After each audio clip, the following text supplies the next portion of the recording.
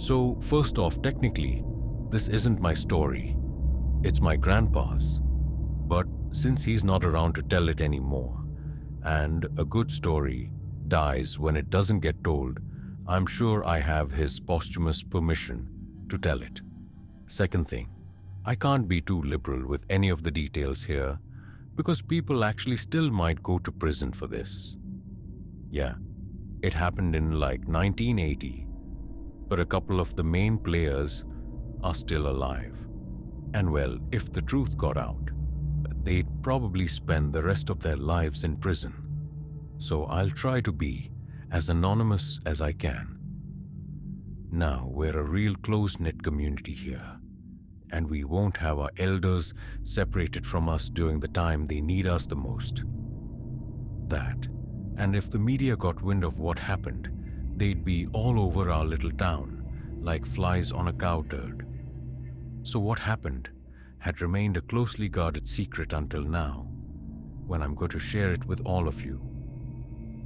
Don't get me wrong, I feel kind of like a snitch writing about it, but also feel like if I don't tell someone that my head will explode. It's just too crazy a story for me not to tell someone. So, we live in a small Navajo Nation town. At a split of about 70-30, it's mostly white European. But there are a fair few of us, full-blood Navajo, around, and my family is one of them. According to my grandpa, 9 full-blood Navajo guys from our town ended up getting drafted for service in Vietnam. 4 of them got killed, 1 went MIA, and then at the 4 guys that came back, only 2 stayed around town and tried to settle back into life again. One was my grandpa, and the other was a guy we'll just call Cody. So both grandpa and Cody both start families at around the same time. Both have 2 kids. They work in the same place. They basically have like parallel lives. And having both served in Vietnam, albeit in different outfits, you'd think they'd have had more of a bond. But no. Cody didn't talk to Grandpa about Nam or anything else for that matter. In fact, Cody didn't talk to just about anyone at all. He just went to work, went home, and spent time with his family. He must have run a strict enough household as his kids were apparently always polite. And the few, whoever gained access to his home, said it was perfectly shipshape. So apart from Cody being generally antisocial, there were no warning signs about Cody. Grandpa said plenty of vets just kept to themselves after they rotated back to the world. It wasn't anything special, but even if they're tight-lipped about them, vets still have their problems, especially when it comes to marriage and family. Which is why people weren't all that shocked or surprised when Cody's wife and kids stopped showing up to work or school. They probably just got tired of living with a robot and just moved on with their lives, or so everyone believed. Because after a little time goes by, some group of hikers are walking through a nearby ravine when they start smelling something awful coming from one of the cliff walls. Shoved into a little nook and covered up with rocks of varying sizes were the bodies of Cody's wife and 2 kids.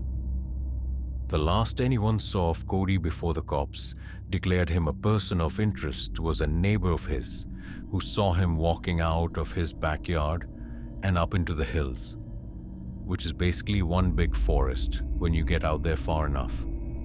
Apparently he had this big army issue backpack on, like he was looking to be out there for a while. That, and the fact that the way the family's bodies were disposed of is a traditional Navajo burial, and that was all the cops needed to go looking for him. Only, it wasn't the FBI or some big city police force going after him. This was just some small-town sheriff and one of his deputies. They didn't think Cody had actually killed his family, and according to Grandpa, they just wanted to know if he thought he was in danger. Hence why he just bugged out like that. So the sheriff and his deputy go out into the hills looking for old Cody. One day goes by. 2 days go by. By the third day, it becomes obvious that the two tribal police officers just aren't coming back. But instead of actually calling in some actual support, a deputy just gathers up a group of volunteers and they wander off in some poorly organized search party looking for the missing officers. Only, here's the thing, they went in armed and my grandpa was one of them. Grandpa had been in motor pool during his tour of duty, but Cody had been in another outfit entirely. He was LRRP, a long-range reconnaissance patrolman. These guys were like hardcore 1,000 miles, stare out in the jungle for weeks at a time kind of guys. Cody was capable of living up in those hills for months at a time, and the little search party, which soon turned into a hunting party, was definitely not ready for the task at hand. According to Grandpa, out of the 20 or so guys that went to the woods looking for him, Cody, the sheriff, the deputy, and one of the search party. But as the things he did to the bodies that were responsible for the rest of the casualties, he pushed them and strung them up in such a way when the search party came across them, their trigger fingers were itching something fierce. When it came to it, Cody only shot at the men with an old .45, but the fear in the ensuing firefight killed 2 more guys and injured a handful of others. People were terrified. Bullets were flying, and those that weren't outright shot had wood splinters in all kinds of nasty places. They did get Cody in the end, but they couldn't bring him in alive, and they paid a high price to do it. If they'd gotten out, a whole bunch of people would have gone to prison for murder, manslaughter, or for breaking gun and hunting laws. Not to mention how the media coverage would have buried us, tainted our name, and finished off what Cody had started for us Navajos. So, like I said, people covered it up, and now we just keep quiet about it, especially with outsiders. And I'm happy enough to tell the story in that way because it doesn't really give anything away. And if you think you can narrow down what town and then just from the Navajo thing, good luck. You're gonna need it.